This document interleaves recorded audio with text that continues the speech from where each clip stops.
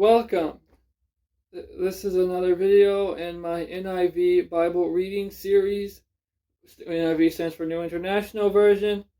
And in this video, I'm going to be reading through Exodus chapter 5. In the last chapter, Moses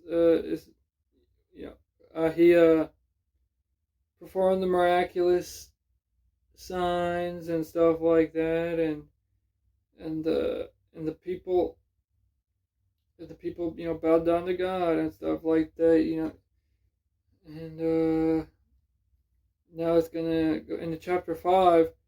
It's gonna carry out. It's like, oh yeah, we have to go. He's gonna tell Pharaoh, if I remember correctly, he's gonna tell Pharaoh, oh yeah, we need to go and worship the Lord for 3 days or something like that. We have to leave and go. And then Pharaoh's going to get mad. His heart's going to be hardened, like God said. And he's going to bring great pain upon even greater pain upon the Jewish. I think it's Jewish. I don't know. I'm not 100% sure. Moses' people. And Jacob, the people of Jacob, Abraham, Isaac, Jacob, and stuff like that is going to bring pain on them by demanding unreasonable demands regarding labor and stuff like that. And that's what this is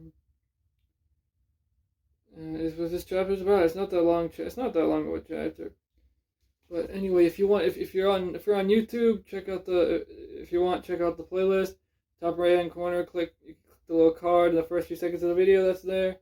It'll take you to the playlist. It'll show you everything that I've recorded so far. And if you're on Rumble or possibly SoundCloud, then I don't know what to tell you. At least right now, at the time of this recording. I hope Rumble gets playlists because I need Rumble to succeed, because I got some stock in Rumble. But and it's also for freedom. It's a great movement. It's freedom of speech and stuff like that. Just Rumble still needs to have improve, I suppose. Upload speeds, they need to fix that. It's too slow. And I know it's not me, because YouTube uploads lightning quick, compared to Rumble and stuff like that. So I know it's not me or my internet, but yeah.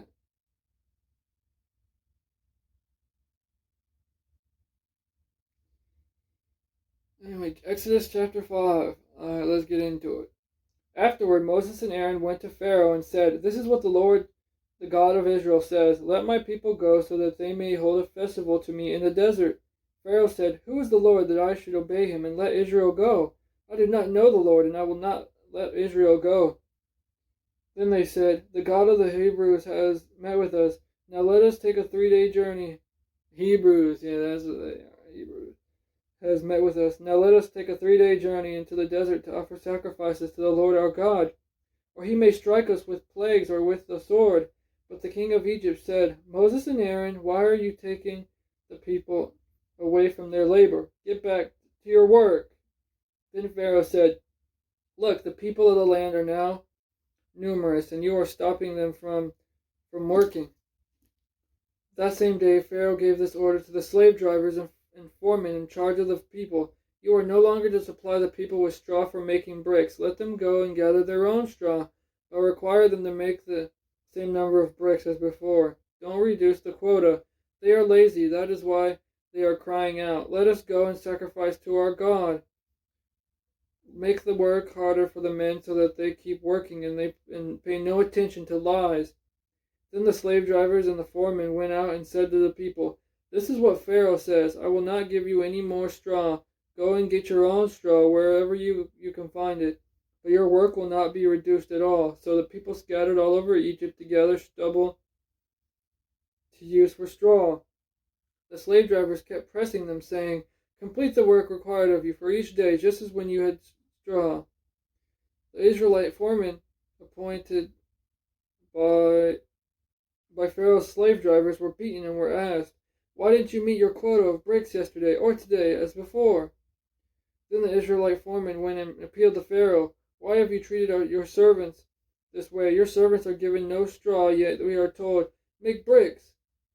Your, your servants are being beaten, but the fault is with your own people." Pharaoh said, "Lazy, that's what you are. Lazy. That is why you keep saying, 'Let us go and sacrifice to the Lord.' Now get to work. You will not be given any straw, yet you must produce your full quota of bricks." The Israelite foremen realized they were in trouble when they were told, "You are not to produce the number of bricks required of you for each day." When they left Pharaoh, they found Moses and Aaron waiting to meet them, and they said, "May the Lord look upon you and judge you. You have made us a stench to Pharaoh and his officials, and have put a sword in their hand to kill us." All right, yeah, that was Genesis. I mean, not Genesis. I'm so used to saying Genesis. All right, Exodus chapter 5. In the next chapter, I haven't read the next chapter yet at the time of this recording, but it seems from just the headings that my student Bible gives me. It seems like God's gonna promise deliverance and stuff like that. But yeah, I hope you enjoyed. I hope my speaking wasn't too terrible. And I'm trying my best here. I'm no experienced public speaker or anything like that. In fact, I always shy away from that. But but anyway, I'm trying my best to speak. Moses, from what I read so far, Moses was not very good at speaking either. But things worked out for him. Obviously, well, I mean, in the end, probably. I haven't read the full thing, but God still used him. That's for sure. Anyway, yeah, that's it. I'm gone.